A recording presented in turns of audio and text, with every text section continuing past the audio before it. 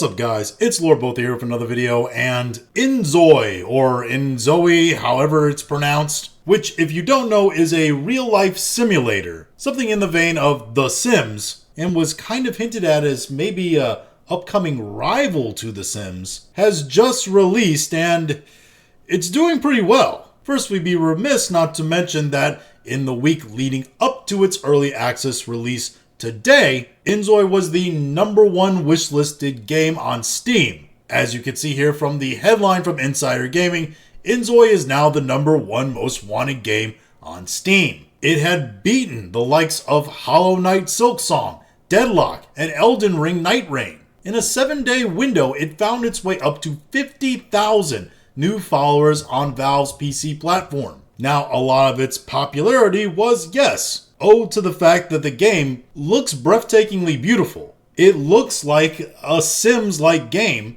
but with way more realistic graphics. And there is a plethora of stuff it looks like you can do in this game, including apparently run over children in the game with your car, which apparently was a bug that was not meant to be in the actual game and was quickly patched out. And it's interesting how well it looks to be performing, both in an actual physical sense and in an actual player count sense, seeing that the game was developed by Krafton, who is most well known as being the Korean developers of PUBG. And this is quite a different kind of game. But it seems like they've done it really well. They also earned a lot of support and love from gamers because of what they did with their anti-pirating software. And this comes to us from PC Gamers N. Huge new life game and Sims 4 rival Inzoi removes de novo after players' complaints. If you don't know what de novo is, it's the bane of PC gamers.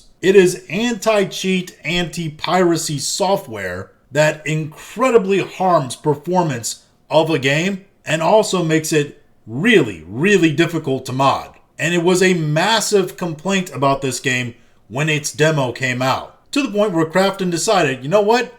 It's not worth it. Let's take it out. Their producer and director stated here, to address the most important point, we have decided to remove de novo from the early access build of Inzoi. We initially chose to implement de novo as a way to protect the game from illegal distribution, piracy. At the time, we believe this would help ensure fairness for players who had properly purchased the game. However, after taking a closer look at community feedback, we quickly realized that this approach did not align with what our players wanted. We understand that removing de novo increases the risk of the game being cracked and illegally distributed after release. At the same time, we believe it opens up a valuable opportunity.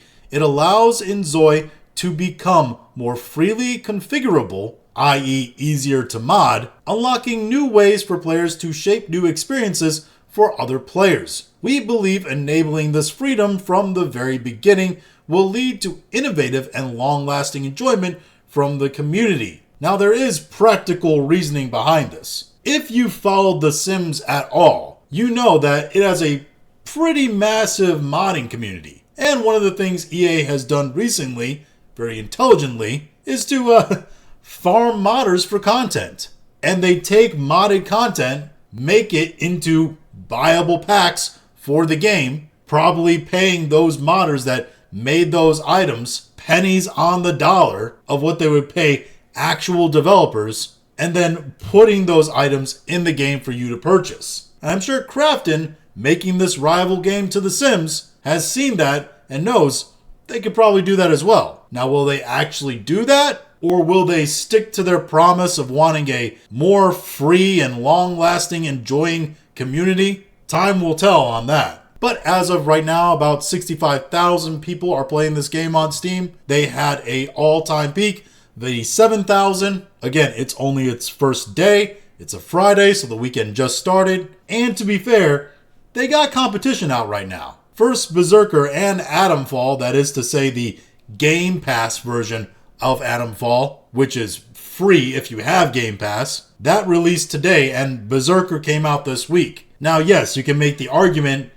this really doesn't, probably appeal to those kinds of communities, but still, nevertheless, it's competition that's out there. And to be fair, I'm the kind of person that would play all three of those games. And I think this game is going to continue to do well. Will it crack 100K all time? I say the chances are good, but it's not a lock. To be fair, those weekend number boosts, we just haven't been seeing them recently, no matter what game it is. In all, this is definitely one to keep your eye on, because I think very quickly we're going to figure out if this thing is going to be an actual rival to The Sims, or is it going to be something along the lines of Humankind to the Civilization series. A competitor that's really never gonna compete. But I'm definitely thinking of checking it out myself when I'm not devoting time to Atomfall right now, because surprisingly enough, I am a fan of real-life simulator games. And no, not just to torture the people in it. I just like the whole sandbox mentality of those games. And if I get one as expansive as this seems to be, and as good looking as this one seems to be, that may just actually care about the fans, well, I'm definitely going to invest in that. But those are just my thoughts on all this. If you have your own thoughts, go ahead and leave in the comments. If you liked this video, go ahead and like, share, and subscribe. If you didn't like this video, appreciate you watching all of it, and we'll talk to you again later.